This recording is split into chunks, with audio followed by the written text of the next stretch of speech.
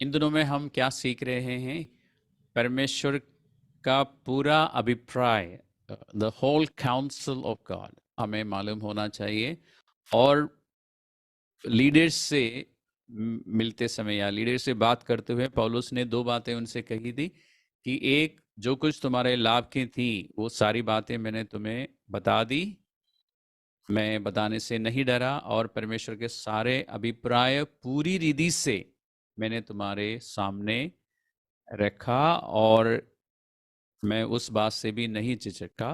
और पिछले सेशन में हमने पढ़ा था कि एफेसस में चर्च के लीडर से बात करते हुए कुछ इंस्ट्रक्शंस दिए पौलुस ने, और पौलुस ने कहा था कि अपने और अपने लोगों की चौकसी कर।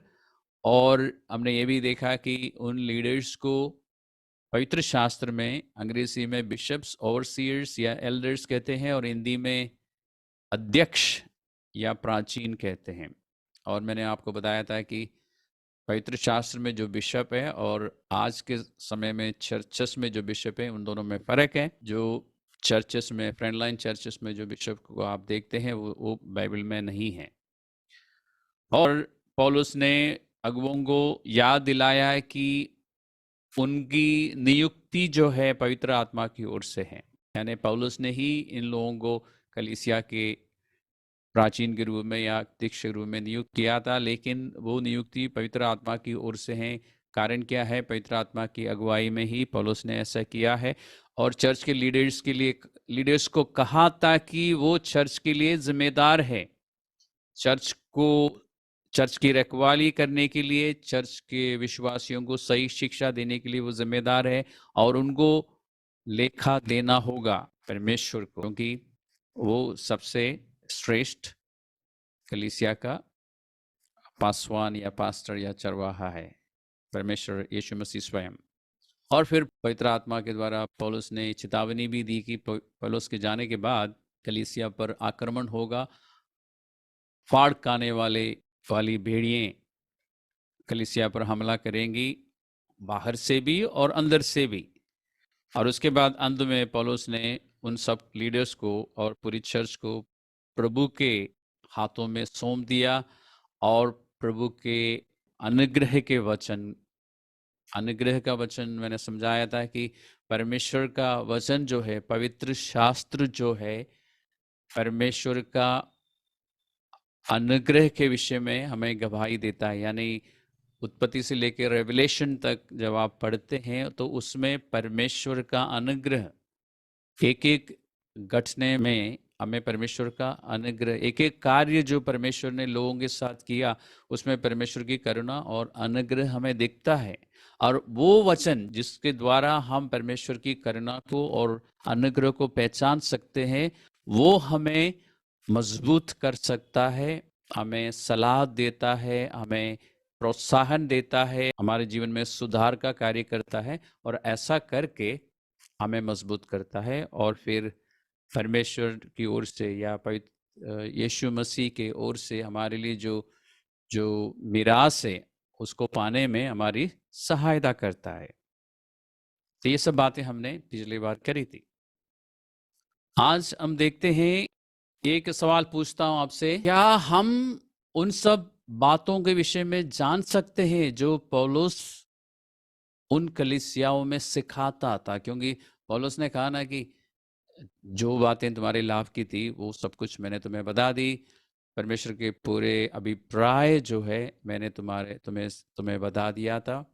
तो क्या हम उन सब बातों को जान सकते हैं? और मैं समझता हूं कि हम जान सकते हैं, क्योंकि जो कुछ पौलुस ने उन कलीसियाओं में सिखाया वो सब कुछ हमारे पास नया नियम में पत्रियों में है। क्योंकि मैं ऐसा समझता हूँ कि जो कुछ पौलुस ने और बाकी पत्री लिखने वाले लोगों ने लिखा है वो उन बातों से हटकर नहीं है जो बातें वहाँ पर उस समय सिखाई जाती थी कलीसिया में। इसलिए मैं समझता हूँ कि हमारे पास वो सारी बातें हैं, हम जान सकते हैं, हमारे पास है। इसलिए हमें एक बात का ध्यान रखना है, जितनी भी पत्रियां हैं रोमियो से लेके रेवलेशन तक उन पत्रियों को हमें ध्यान से पढ़ने की ज़रूरत है, उसका अध्ययन करने की ज़रूरत है। और जब हम पत्रियों को पढ़ते हैं और अध्ययन करते हैं तो हमें ये दिखाई देगा सारे के सारे पत्रियां जो है हमें सुसमाचार की ओर ले जाता है, यानी मत्ती, मरकुस, लूका, यूहन्ना की पुस्तकों की ओर, फिर हमें पुराने नियम की ओर ले जाती हैं पत्रियां। हाँ, ये कुछ लोगों के लिए सुन के हैरानी ही होगी, लेकिन सबके लिए नहीं। जो लोग बाइबल ध्यान से पढ़ते हैं, आपको पता है कि एपिसल्स हिंदी में क्या है, पत्रियां। पत्रियां हमेशा आपको यीशु मसीह की ओर संकेत देती है और फिर आपको पुराने नियम की ओर भी संकेत देती है। दूसरी शताब्दी का एक चर्च लीडर या हम थियोलॉजियन कह सकते हैं, जिनका नाम है ऑगस्टीन। चर्च हिस्ट्री में मैंने आपको सिखाया था, उनको सेंट ऑगस्टीन भी कहते हैं, क्योंकि वो जैसे हम संत हैं वो भी संत थे, तो सेंट ऑगस्टीन के नाम से भी जाना जाता है। उन्होंने कहा था कि पुराने नियम में नया नियम छिपा हुआ है और नया नियम पुराने नियम को प्रकट करता है। अंग्रेजी में, in the old testament the new is concealed, in the new the old is revealed. और ये बात मैं आपको इसलिए कह रहा हूँ कि अभी कुछ समय पहले यूएसए में एक चर्च के पास्टर ने एक मेगा चर्च आप समझते हैं ना, बहुत बड़ा चर्च जिसमें हजारों की संख्या में लोग आते हैं, एक ऐसे चर्च के पास्टर ने, और आपको ये यूट्यूब में मिलेगा या नेट में कहीं ना कहीं मिलेगा, उन्होंने कहा कि हमें चर्च को या मसीही लोगों को पुराना नियम हटा देना चाहिए, यानी मसीही शिक्षाओं से और मसीही विश्वास से पुराने नियम को हटा देना चाहिए, क्योंकि आज के ज़माने के लोगों के विश्वास के लिए ये पुराना नियम जो है बहुत सारे बाधाओं को प्रस्तुत करता है। He said, because the Old Testament presents so many impediments to the belief for contemporary people. और ये पहली बार ऐसा नहीं हो रहा है, पहली बार कोई ऐसी बात नहीं कह रहा है। प्रभु में आने के बाद कुछ सालों के बाद मैंने ये सुनना शुरू किया था, और अक्सर मैं सुनता भी रहता हूँ कि कोई ना कोई हर दशक में कोई ना कोई एक मशहूर, एक प्रोमिनेंट, एक प्रसिद्ध, मतलब जिसका नाम हो, वो खड़ा होता है और पुराना नियम पर आक्रमण करता है, पुराने नियम के विरुद्ध में बोलता है। इसलिए मैं आज उस विषय में कुछ बात आपको बताना चाहूँगा। जब लोग कहते हैं कि पुराना नियम हमारे लिए नहीं है, या फिर हम पुराने नियम की व्यवस्था के अधीन नहीं है, तो उनका सही माने क्या मतलब है, ये इस पर हमें ध्यान देने की ज़रूरत है। क्योंकि जहां तक मैं जानता हूं, कोई भी कलीसिया, कोई भी चर्च का लीडर आज के समय में ये नहीं सिखाता कि उद्धार पाने के लिए एक व्यक्ति को खतना लेने की ज़रूरत है। कोई नहीं सिखाता, कोई नहीं सिखाता कि आपको खतने की ज़रूरत है। कोई नहीं सिखाता कि आपके पापों की क्षमा के लिए बलिदान चढ़ाना होगा। क्या आपने किसी भी पास्टर को, किसी भी चर्च के लीडर को ऐसा कहते हुए सुना है आज तक कि आपको मुक्ति पाने के लिए पुराने नियम के अनुसार सरकमसाइज होना पड़ेगा और फिर पापों की क्षमा के लिए आपको समय समय पर बलिदान चढ़ाना होगा? मैंने आज तक नहीं सुना। तो फिर सवाल ये है कि जब ऐसा कोई नहीं सिखा रहा है आपको मुक्ति को लेके, पापों की क्षमा को लेके, तो फिर कुछ लोग पुराने नियम की, पुरानी व्यवस्था पर या पुराने नियम पर आक्रमण क्यों कर रहे हैं? इसलिए मुझे जब कोई कहता है कि पुराने व्यवस्था की या ओल्ड टेस्टामेंट, पुराना नियम हमारे लिए नहीं है, या पुराने नियम हमें पढ़ने की ज़रूरत नहीं है, अलग अलग रीति से लोग कहते हैं, या फिर हम पुराने नियम के अधीन नहीं हैं, तो मैं उनसे एक सवाल पूछता हूँ, और आप चाहे तो इस बात को नोट कर सकते हैं, क्योंकि आपके पास भी आएगा, आपको भी सुनने को मिलेगा कहीं ना कहीं। मैं उनसे एक सवाल पूछता हूँ, पुरानी व्यवस्था की कौन सी बात से आपको तकलीफ हो रही है, या कौन सी बात आपको परेशान कर रही है? क्योंकि मैं जानता हूं जब लोग कहते हैं ना कि पुराना नियम हमारे लिए नहीं है, या हम पुराने नियम के अधीन नहीं है, तो वो सही माने 10 आज्ञाओं के बारे में बात कर रहे होते हैं। ज्यादातर लोगों का मतलब यही है कि हम 10 नियमों के अधीन नहीं है, या 10 आज्ञाओं के। तो मैं उनसे सवाल पूछता हूं कि 10 आज्ञाओं में कौन सी आज्ञा आपको परेशान कर रही है? पहली आज्ञा कि परमेश्वर को छोड़ के किसी और को ईश्वर करके नहीं मानना। क्या आप दूसरे ईश्वरों को मानना चाहते हैं? क्या आप मूर्ति पूजा करना चाहते हैं, इसलिए आपको परेशानी है? कौन सी आज्ञा आपको तकलीफ दे रही है? या फिर वो आज्ञा जो कहती है कि आपको व्यभिचार नहीं करना चाहिए, या फिर हत्या नहीं करनी चाहिए, या फिर चोरी नहीं करनी चाहिए, या फिर झूठ या झूठी गवाही नहीं देनी चाहिए, या फिर माता पिता के आदर करना चाहिए? कौन सी आज्ञा आपको परेशान कर रही है? मैं लोगों से पूछता हूँ, सिखाने वालों से। या फिर आप दूसरों की संपत्ति या दूसरों की पत्नियां का लालच नहीं करना। कौन सी चीज आपको परेशान कर रही है कि आप ये कहते हो कि हमें पुराने नियम की पुस्तकों को पढ़ने की जरूरत नहीं है, या हम उसके अधीन नहीं है? और मेरे ख्याल से आपके पास भी यदि कोई ऐसा आए, आपको ये पूछना चाहिए, या इससे इससे अच्छा कोई आपके पास पवित्र आत्मा देता है? मैं पूछता हूँ, उसके बाद मुझे कोई परेशान नहीं करता। यशायाह नबी की पुस्तक में 33वां अध्याय में मैं आपको कुछ बातें दिखाना चाहता हूँ। यशायाह का 33 का 22, 33:22 आइसाया, उसमें लिखा है, अंग्रेजी में लिखा है, for the lord is our जज, our law giver and our king. और हिंदी में लिखा है, क्योंकि यहोवा हमारा न्यायी, हमारा हाकिम और हमारा राजा है। यहोवा हमारा न्यायी है, जज है, वो हम सबको समझ आता है, हमें इस बात से कोई प्रॉब्लम नहीं है।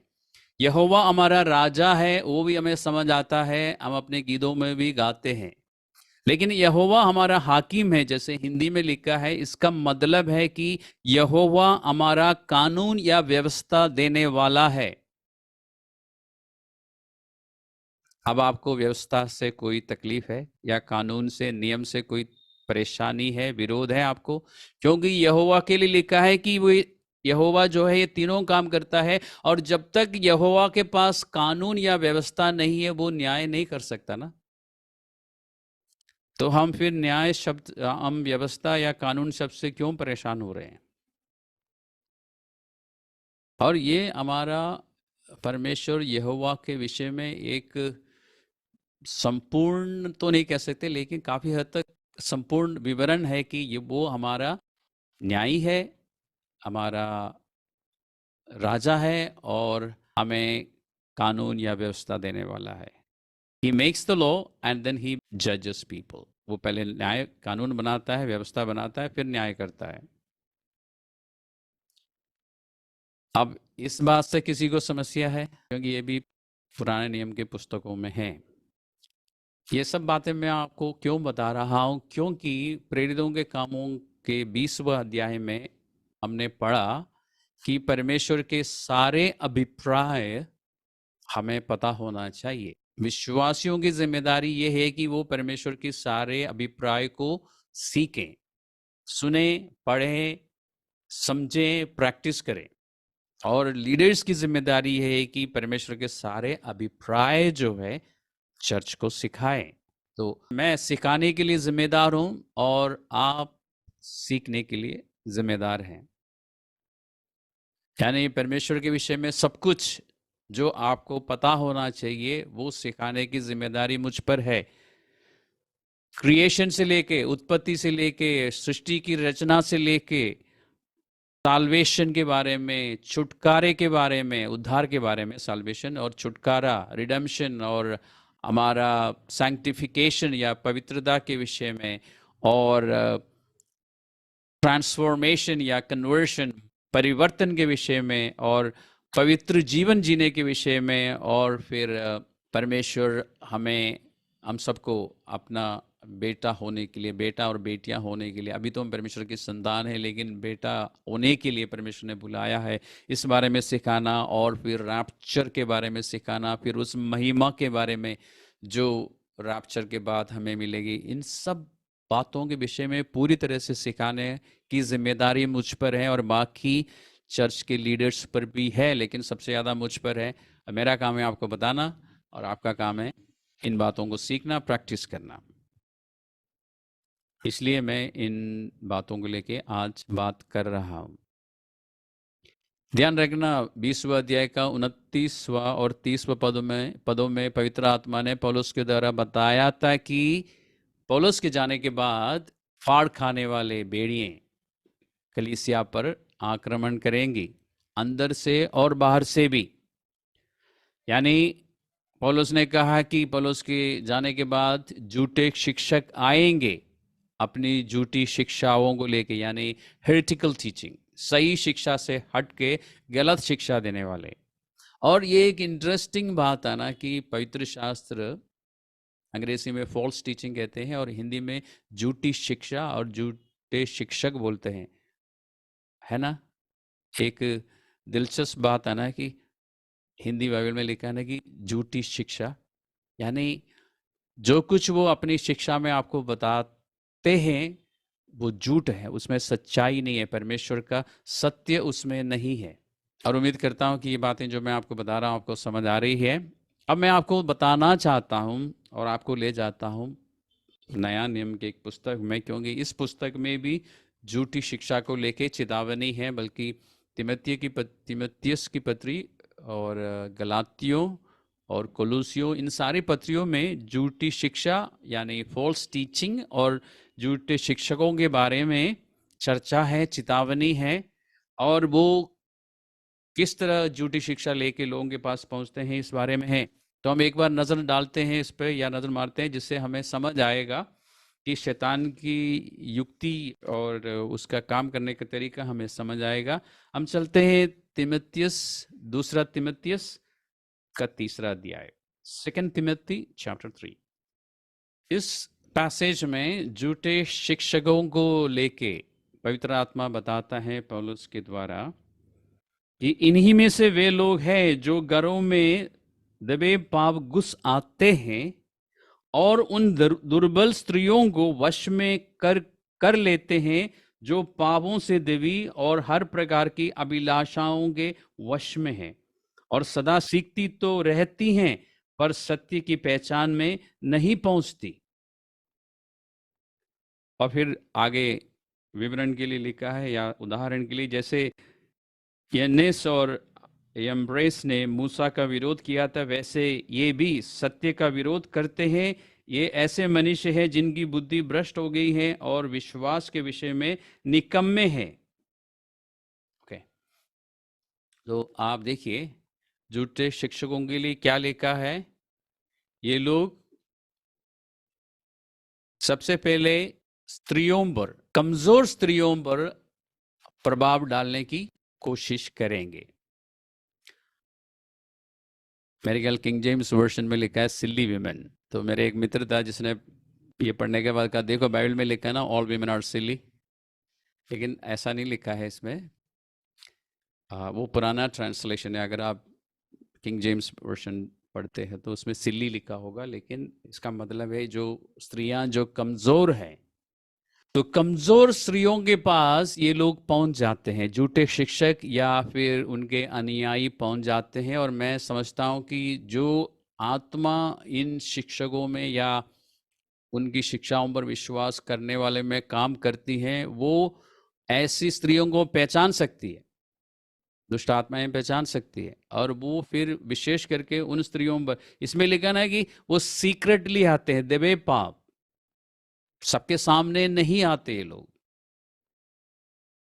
देवे पाप घरों में घुस जाते हैं, उन स्त्रियों से बात करते हैं, उनको कन्विंस करते हैं, और वो स्त्रियां कन्विंस हो भी जाते हैं, क्योंकि वो खुद इस हाल में नहीं है कि शिक्षा को, वो गलत शिक्षा को पहचान सके, क्योंकि खुद वो अपने पापों के कारण अपने अभिलाषाओं और अरमानों के नियंत्रण में है वे, या अपने अभिलाषाओं और अपने अरमानों के वश में है, और अपने पापों के विषय में उन्हें मालूम है, पापों का बोझ लिए हुए वो रहती हैं स्त्रियां। और क्योंकि वो परमेश्वर के वचन के अनुसार चलना नहीं चाहती, तो वो उन पापों के बाहर नहीं आ सकती। इसलिए वो ऐसी शिक्षाओं की तलाश में है जिनके द्वारा उनको तसल्ली मिले, या जिनके द्वारा ये अपनी उस गलत स्थिति को सही स्थापित कर सके। ये जो तिमोथी में आप पढ़ रहे हैं ना, इसका मतलब ये है, क्योंकि दे आर कंट्रोल्ड बाय, उस बात पर ध्यान दीजिए, वो अपने अभिलाषाओं के वश में है, उसके नियंत्रण में है। अपने अभिलाषाओं और अरमानों के कारण वो पाप में है, पाप कर चुकी हैं और पाप में जी रही हैं। बाहर आने का तरीका है, लेकिन उन तरीकों को वो अपनाना नहीं चाहती, उसमें कंटिन्यू करना चाहती हैं, और इसलिए वो नई नई टीचिंग ढूंढती हैं, या ऐसी टीचिंग ढूंढती हैं जिससे उनको तसल्ली मिले। और ऐसे टीचर्स या टीचिंग्स उन तक पहुंच भी जाती है। और आपके मन में एक सवाल आता होगा ना कि ये स्त्रियों के पास ऐसे शिक्षक या उनके अनुयायी क्यों पहुंचते हैं? क्योंकि उन स्त्रियों को वश में करना आसान है, क्योंकि वो तैयार है। और एक बार वो स्त्रियां वश में आ गई, तो उस घर के बाकी लोगों को भी उस झूठी शिक्षा के वश में लाना आसान है, क्योंकि स्त्रियों में एक खूबी है, वो अपने पति को और अपने बच्चों को भी उसमें खींच के ला सकती है, बार बार उस बारे में बात करके, बार बार उनको परेशान करके। आप इस बारे में सोचिए। तो ध्यान रखना, स्त्रियों से भी कह रहा हूं, पुरुषों से भी कह रहा हूं, अगर परमेश्वर से वचन से हटकर आपके पास कोई भी शिक्षा लेके आता है, आपको शायद नहीं, मैंने चर्च हिस्ट्री में, बाइबल कॉलेज स्टूडेंट्स जानते हैं, चर्च हिस्ट्री में मैंने बताया था, चर्च के खिलाफ दो तरह के आक्रमण होते थे। एक था सताव, जो बाहर से आता था, उससे चर्च को इतना नुकसान नहीं हुआ जितना अंदर से जो आक्रमण होता था झूठे शिक्षकों के द्वारा। तो आज 2000 साल बीतने के बाद हम देख रहे हैं कि अभी भी वो बातें हैं जो पहले शताब्दी में थी। झूठे शिक्षक झूठी शिक्षा लेके आते हैं, और वो किस बात के पीछे हैं? हमने इसमें पढ़ा था ना कि वो अपने लिए अनुयायी ढूंढते हैं। उनको प्रभु यीशु मसीह से कोई मतलब नहीं है। वो प्रभु यीशु मसीह के अनुयायी बनाने के लिए लोगों को शिक्षा नहीं देते। उनकी इच्छा ये होती है कि लोग हमारे पीछे चले, हमारा नाम हो और हमारे पास धन हो। दो बातें उनको चाहिए।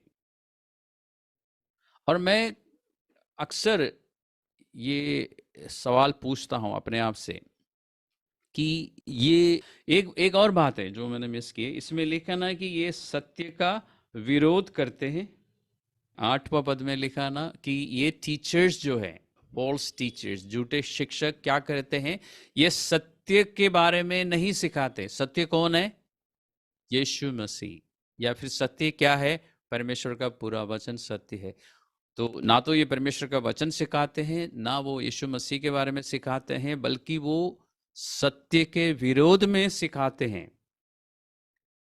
और मैं कई बार सोचता हूं कि ये चर्च में या विश्वासियों के पास क्यों जाते हैं? ये यीशु मसीह का प्रचार लेके उन लोगों के पास क्यों नहीं जाते जिन्होंने यीशु मसीह के बारे में नहीं सुना? ये हमेशा विश्वासियों के घरों में, ऐसे विश्वासियों के पास जो कमजोर हैं, क्यों जाते हैं? उनको क्यों अपने वश में लाना चाहते हैं? अगर वो परमेश्वर को प्यार करते हैं तो सुसमाचार का प्रचार करते, और जो लोग अभी दुनिया में हैं, जो प्रभु के राज्य में नहीं है, उनको प्रभु के राज्य में लाने की कोशिश करते। They would have spend their time and energy for the lost souls. लेकिन वो क्या करते हैं? वो कमज़ोर विश्वासियों के पास, विशेष करके कमज़ोर स्त्रियों के पास जाते हैं, ताकि उन स्त्रियों के द्वारा वो पुरुषों तक भी पहुंच सके। तो इस बारे में सोचिए। दूसरा, ये झूठे शिक्षक जो है हमेशा ऐसी बातों के विषय में चर्चा करेंगे, सिखाएंगे, जो जिसके लिए बाइबल में आप देखेंगे, बाइबल में दो तरह की बातें या उपदेश आपको मिलेंगे। एक है, अंग्रेजी में कहते हैं एसेंशियल डॉक्ट्रिन, यानी वे उपदेश जो हमारे लिए महत्वपूर्ण है या हमारे लिए अनिवार्य है। और एक होता है नॉन एसेंशियल टीचिंग्स, यानी ऐसी शिक्षाएं जिसको मानने से या ना मानने से आपका उद्धार पर कोई असर नहीं होगा, और ना ही आपकी मसीही जीवन पर कोई असर होगा। तो कुछ बातें ऐसी हैं जिसको मानना या ना मानना या कितना मानना, वो आपकी मर्जी है, क्योंकि वो उससे आपके अनंत जीवन पर कोई असर नहीं होगा, आपका उद्धार पर कोई असर नहीं होगा, और इस दुनिया में आपका जो जीवन है उस पर कोई, या मसीही जीवन है, उस पर कोई असर नहीं होगा। और झूठे शिक्षक हमेशा ऐसी बातों को लेके आपको सिखाएगा जो नॉन एसेंशियल है, जिसकी जिसकी आपको ज़्यादा ज़रूरत नहीं है। वो कभी भी एसेंशियल टीचिंग, यानी ज़रूरी उपदेशों को लेके वो कभी नहीं बात करेंगे। जैसे कि उद्धार पाने के लिए हमें क्या करना चाहिए, वो तो हमें मालूम है, तो अविश्वासियों के पास जाके नहीं बताएंगे। और उद्धार पाने के बाद क्या हम पवित्रता में जी रहे हैं, इस बारे में वो चर्चा नहीं करेंगे। क्या हमारे चाल चलन प्रभु के नज़र में ठीक है, क्या हम धार्मिकता में चलते हैं, इस बारे में वो कोई चर्चा नहीं करेंगे।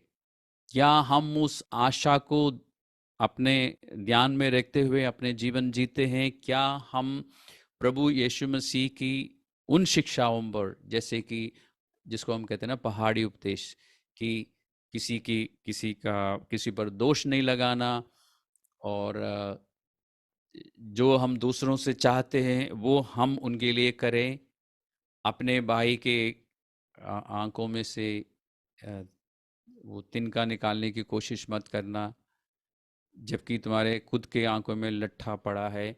इस तरह की बात तुम पर वो शिक्षा नहीं देंगे।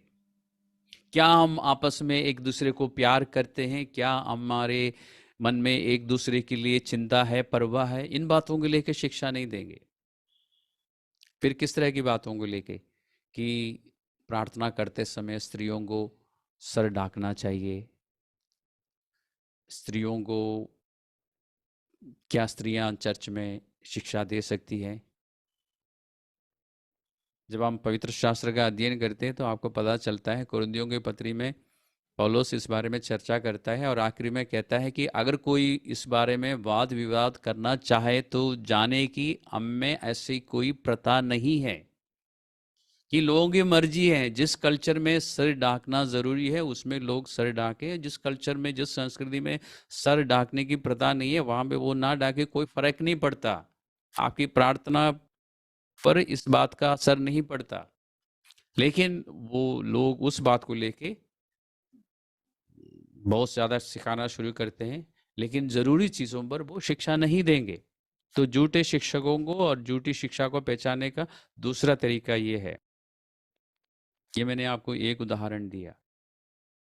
क्या आपको सिखाने वाले या आपके पास इस तरह की बातें लेके आने वाले लोग, ये परमेश्वर की जो जो पुराने नियम में 10 आज्ञा है, सॉरी 10 नियम नहीं 10 आज्ञा है, उन पर जोर देते हैं, उसके बारे में पूछते हैं, किसी भी रीति से मूर्ति पूजा तो नहीं कर रहे हैं। क्या परमेश्वर से ज़्यादा हम किसी व्यक्ति को या किसी चीज़ को प्यार तो नहीं कर रहे हैं? इस बारे में सिखाते हैं, इस बारे में हमें सचेत करते हैं। क्या इस बारे में चर्चा करते हैं कि हमें परमेश्वर का नाम व्यर्थ में नहीं लेना चाहिए?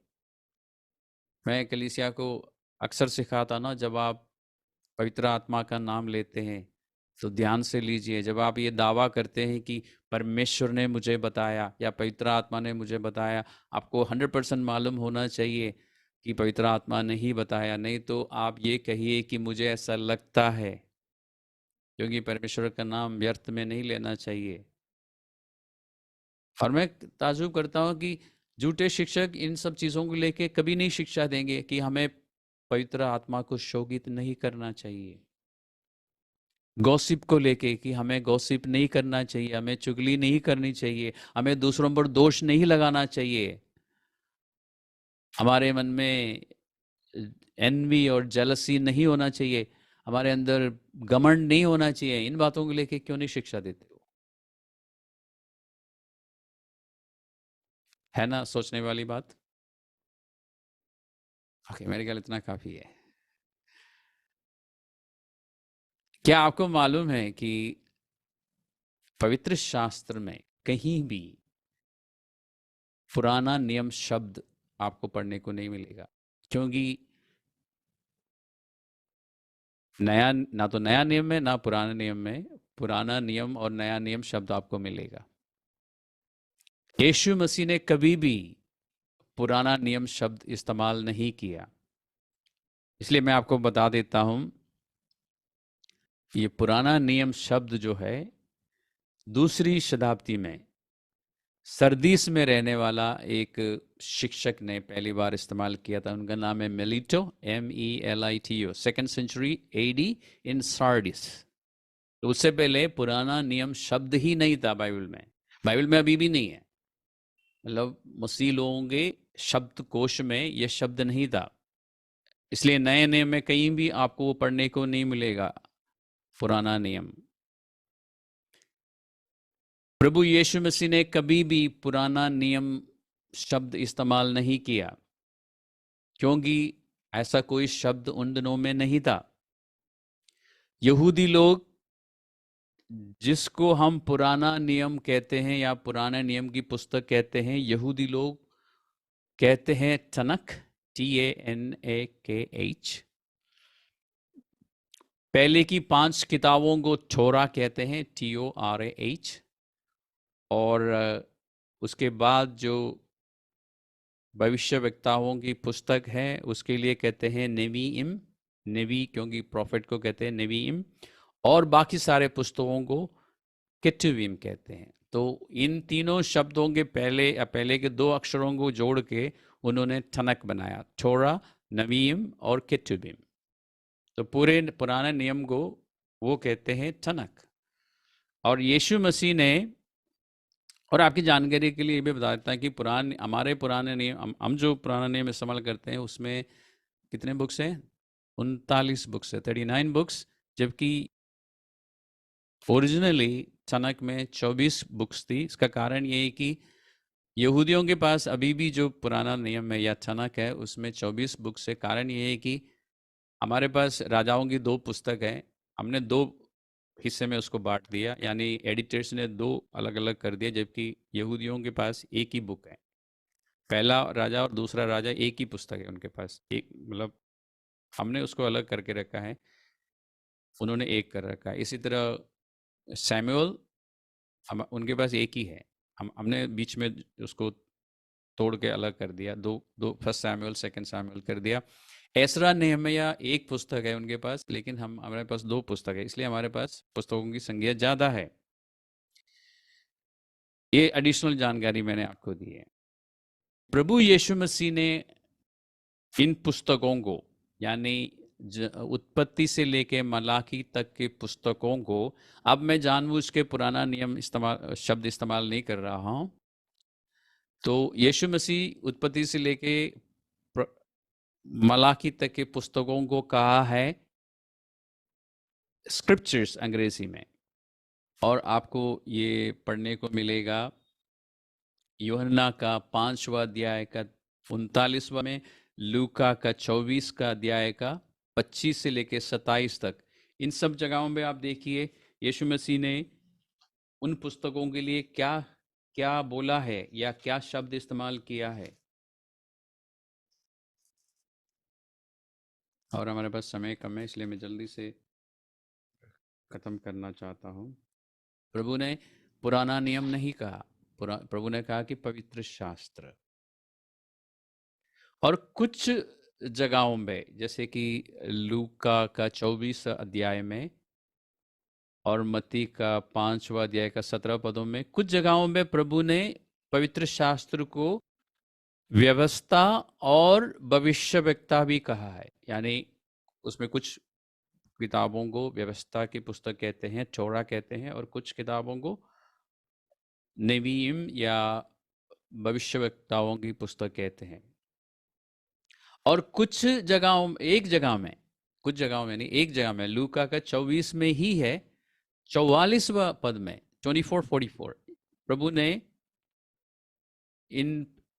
इस पवित्र शास्त्र को 3 हिस्से में बांट के कहा है कि व्यवस्था, भविष्यवक्ता और भजन। लेकिन प्रभु ने कभी पुराना नियम नहीं कहा। इसी तरह नया नियम के पुस्तकों को लिखने वाले लोग में से किसी ने भी पुराना नियम शब्द इस्तेमाल नहीं किया। अभी हम तिमोथियस की पत्री में थे ना, तिमोथी में थे, तो हम उसमें वापस चलते हैं। 2 तिमोथी, तिमोथियस, दूसरा तिमोथियस, तीसरा अध्याय, और यहाँ पर हम समाप्त करेंगे, हमारे पास समय कम है, पर जल्दी से मैं आपको कुछ बातें दिखाना चाहूँगा, उसके बाद आप खुद इसका अध्ययन कर सकते हैं। तीसरा अध्याय का 16 पद में पौलुस ने कहा, संपूर्ण पवित्र शास्त्र परमेश्वर की प्रेरणा से रचा गया है। संपूर्ण पवित्र शास्त्र। और तिमोथियस की पत्री जो है एडी 64 या 65 में लिखी गई है, एडी 64 या 65। ओके।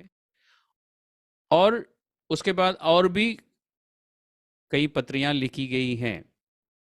उदाहरण के लिए प्रकाशित वाक्य जो है 96 एडी में लिखी थी। जब पौलुस ने कहा संपूर्ण पवित्र शास्त्र परमेश्वर की प्रेरणा से लिखी गई हैं, तो पौलुस किन किताबों के बारे में बात कर रहा था? पुराने, सबसे पहले पुराने, जिसको हम पुराने नियम कहते हैं, यानी पुरानी वाचा की पुस्तकों के बारे में कह रहा था। क्योंकि मैंने आपको अभी बताया ना कि तिमोथियस की पत्री लिखी थी 64 या 65 एडी में, और नया नियम की सारी पुस्तकें अभी उस समय नहीं पूरी हुई थी। तो सबसे पहले संपूर्ण पवित्र शास्त्र जब पौलुस ने कहा, उसमें जिसको हम पुराना नियम कहते हैं, यानी पुराने वाचा के पुस्तकों की ओर संकेत दे रहा था। और फिर जितनी भी पत्रियां उस समय तक लिखी गई थी उसके लिए भी, और भविष्य में लिखी जाएंगी उनके लिए भी।